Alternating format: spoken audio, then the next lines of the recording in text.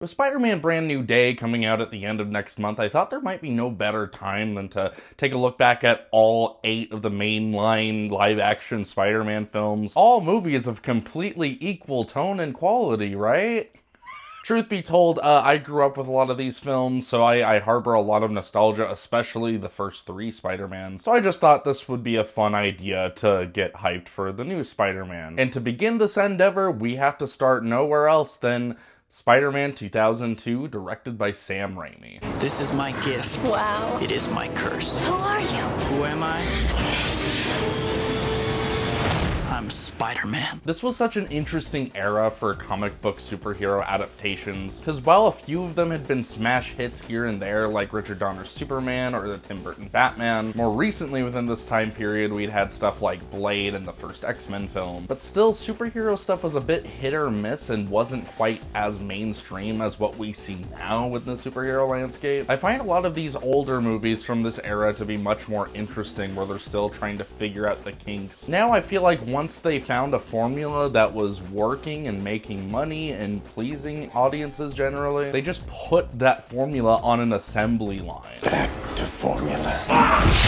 And ran it into the fucking ground, honestly. So returning to a movie like 2002's Spider-Man is such a breath of fresh air, and I'm not just saying that because I'm super nostalgic towards this movie. Although, full disclosure, yes, there's no way I can look at this Sam Raimi Spider-Man trilogy without a tinge of bias, because God, I just have loved them so much for pretty much my entire life. But there's this true earnestness in the original Spider-Man, and it sort of wears its comic book camp on its sleeve. Not to say that all dark, gritty comic book reboots have been bad, but I feel like even though we've moved more away from that now and we are getting more comic accurate character designs and such, there is still this common sense of, oh, we have to poke fun at the source material and we have to keep on acknowledging it's stupid so people don't laugh at us. But no, to me that just entirely misses the point of the appeal of superheroes. And for Sam Raimi to like take this source material, and yeah, sure, he made a fair bit of changes, we all know that, but to just honor that superhero charm with so much pride, I commend so much. He's the perfect director for this type of movie because he's always integrated camp and has always had this exaggerated fantasy type tone. And frankly, I don't think any other director has quite understood that rhythm as well as Sam Raimi. I've heard some people say that a lot of aspects of this original Spider-Man movie don't age super well. To me, the only things that haven't aged so gracefully about this movie might have to do with some of the over-reliance on CG to do full body animation. That scene where Peter's crawling around at nighttime in his wrestling uniform doesn't look very good. In fact, it looks pretty bad. But even moments like that and some of these clearly overly CG'd swinging sequences that we see, they never bother me because the movie establishes this cartoonish tone. So it's not something that horribly pulls me out of the experience. But even aside from all that campy goodness, I genuinely think this is a great movie with really great characters. I think on the page this could have been a very generic script. I mean, there's some not so great dialogue at points. It's you who's out, Gobby.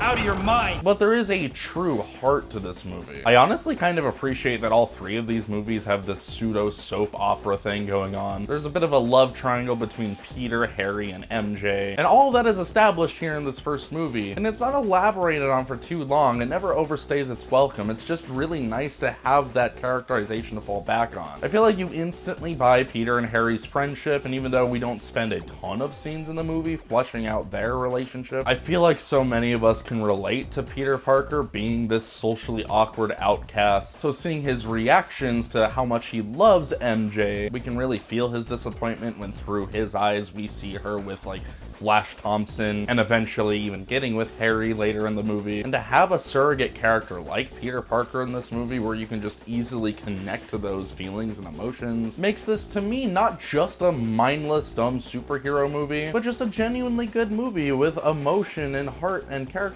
that you can really get behind. I think the casting here is great across the board. I know that Spider-Man in these movies is commonly criticized for not being as totally quippy as his comic book counterpart. They retain some of that zaniness with his character, it's just a lot more subdued. And I think the focus here is just mostly on the dramatic weight of his character. I think for what they were going for, Tobey Maguire pulled this off perfectly. I think it's amazing casting. He is easily my favorite Spider-Man. I think James Franco is a good fit for Harry Osborn in this movie. He doesn't have a ton to do here in this film specifically, but even in his small amount of screen time, you kind of feel for him and his conflict with his father wanting more attention from his dad, feeling that jealousy over how much attention his dad is giving to Peter. I know specifically people have really shit on this version of Mary Jane. Admittedly, I haven't read a ton of Spider-Man comics myself, so I'm mostly looking at this as a movie. I know this isn't super accurate to how she's portrayed in the comics. I know she's kind of a much more fun, bad bitch type character, and anything relating to that type of personality is really just in the background here. I keep on mentioning that there is a layer of depth with all of these characters, but to me there was with MJ here especially. Nothing extremely complex, but even just seeing what her home life is like whenever she runs out of her house and her dad is yelling at her, and these true heartfelt discussions between her and Peter where you kind of see this facade break down, only for her to return to this fun high school girl persona whenever she's off with her friends or with Flash Thompson. Just those small glimmers of characterization you see here and there flesh her out a lot more than what I typically see from a generic love interest in an action movie of this era. And for Peter to spend this entire movie pining over MJ, only to make that sacrifice in the end and decide to not get with her, I feel like that's a story beat we're all just so familiar with because we've seen the movie so many times and this has sort of become a classic at this point. But I feel like aspects of this movie are kind of often taken for granted, especially that ending choice. For as formulaic as Spider-Man can feel sometimes as a superhero origin movie of this era, to have it end with the main couple not getting together is honestly kind of a ballsy choice, and I think it's a really emotionally impactful choice. I mean, sure, we all know it kind of gets undone and then redone in sequels and whatnot, and it's mostly just here to add to that soap opera drama of the will they, won't they romance. But I appreciate that this movie specifically was willing to end with a more bittersweet note. So if we're talking about casting and performances of all the characters, yeah, obviously, have to talk about Willem Dafoe as the Green Goblin. What a fun, wacky, fantastic, crazy performance. I seem to remember hearing Willem Dafoe really wanted this part, which is awesome because he is like a legit actor who's really great at his craft. So for him to not look down on a comic book movie like this and to put his all into this performance and clearly just chew the scenery, clearly knows exactly what movie this is and hams it up in all the right ways. The only regrettable aspect, you know, I think most people mention this, is that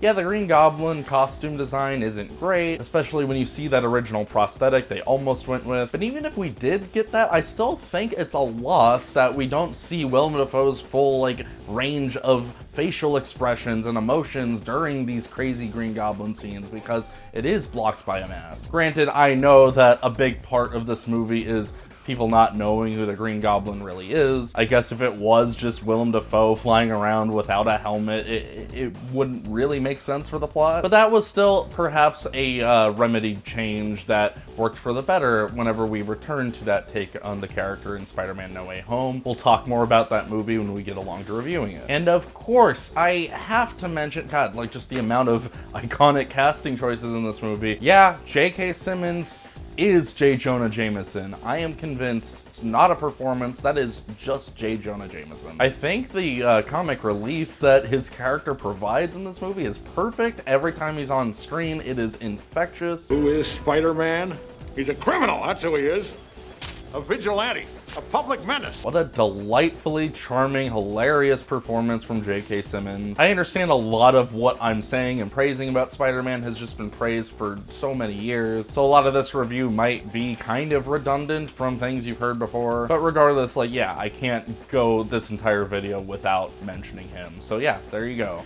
Hot take, J.K. Simmons is fucking incredible in this movie. Aside from all that, I really like the directorial style from Sam Raimi in general. It's got a very vibrant color palette that gives it this nice comic booky tone. I think I like the visual aesthetic of this first Spider-Man movie more than the look of Spider-Man's 2 and 3. There's just something so warm and cozy about the visual aesthetic in this film. And the way it blends with Danny Elfman's score is honestly incredible. What an amazing score. I feel like this is one of those director and composer duos heroes that just work so well in tandem with each other to just create this perfect Spider-Man-y comic booky vibe. But then even though you have that amazing energy going throughout this entire movie, I really love in that end hand-to-hand combat sequence between Spider-Man and Green Goblin, how Raimi chooses to just kind of kill the score for a couple minutes as the Goblin's just wailing on Peter. It allows you to really feel the stakes and the weight of danger in that moment. And just seeing how grimy, dirty, and bloody it all gets, it's almost like a scene from a horror movie, which is no surprise because, yeah, Sam Raimi directed the Evil Dead trilogy and whatnot. As far as criticisms with the 2002 Spider-Man, honestly, nothing that major. I did mention earlier,